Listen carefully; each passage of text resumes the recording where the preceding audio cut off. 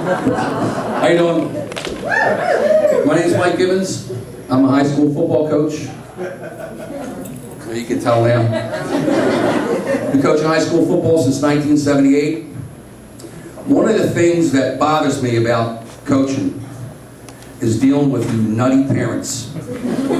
Some of you parents are lunatics. Let me tell you something. Your little Johnny is not going to play in the NFL. Trust me. Trust me. If I tell you that your little Johnny has to get tougher, what I'm really saying is he's a pussy.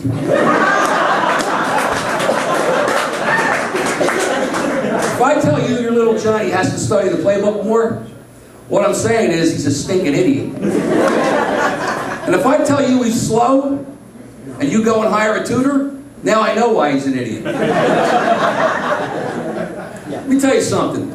Your little Johnny is not going to make the All-Star team because he made one tackle. It's one stinking tackle.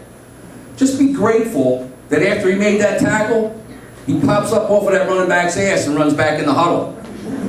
It's the guy that stays down on that running back's ass and has to be pried off by the referee, then you got problems.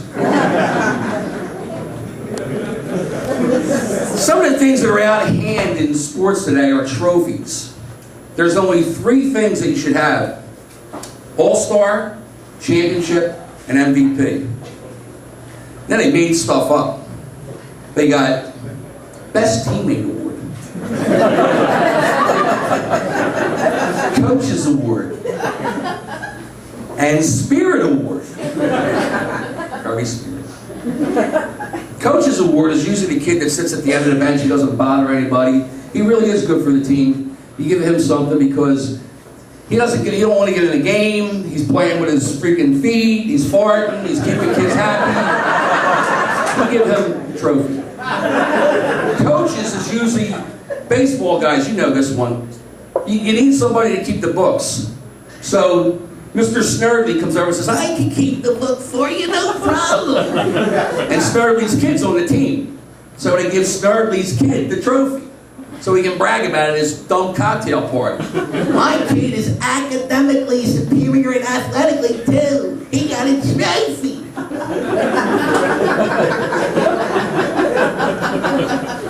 Spirit Award's the best though. I've seen fights started over this. Spirit Award is usually given to the kid whose mother is smoking hot.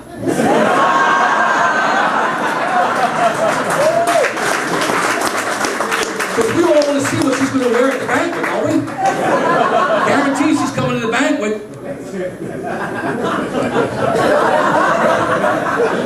At the end of every year, you usually evaluate players. One of the players comes in to me and says, "Coach, how can I make this team better next year?" I said, "Quit. Do me a favor, hand your equipment in now." Another kid says to me, "Coach, I want to be an all-star." I said, "You know how to swim? Because you're not going to do it in football."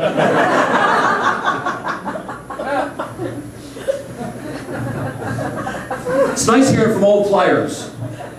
One of the guys that I coached, he idolized OJ. That's how far back I go, trust me. We used to call him Juice. He called me up the other night. I said, "Juice, how you doing?" He says, "I'm doing all right, Coach, but I got to change the address." So where you at now? He says, "Cell Block B, Graterford." Cell Block B, Graterford, prison, OJ. Oh. Another guy called me up. He says, "Yo, you remember that dude, Dougie?" I said, "The one who hated playing tight end?" He said, "Yeah." I said, "Dougie hated playing tight end because he wanted to be a wide receiver." I said, "Why do you want to be a wide receiver, Dougie?" He said, "Coach, wide receivers is where the stars are." Well, my buddy called me from the West Coast. He said, "Dougie got his wish. He's a star. He's starring in a movie.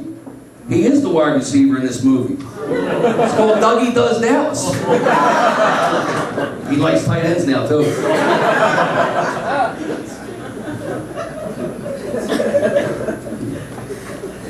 Another thing that's out of hand with sports today is snacks.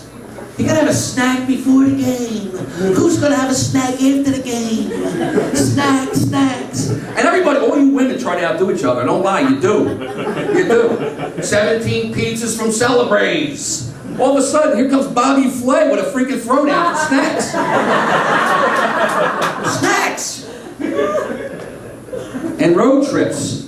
Went on a road trip out in Connecticut when I was coaching at the Perkiomen School. $30,000 a year to go there. And they paid me like $5.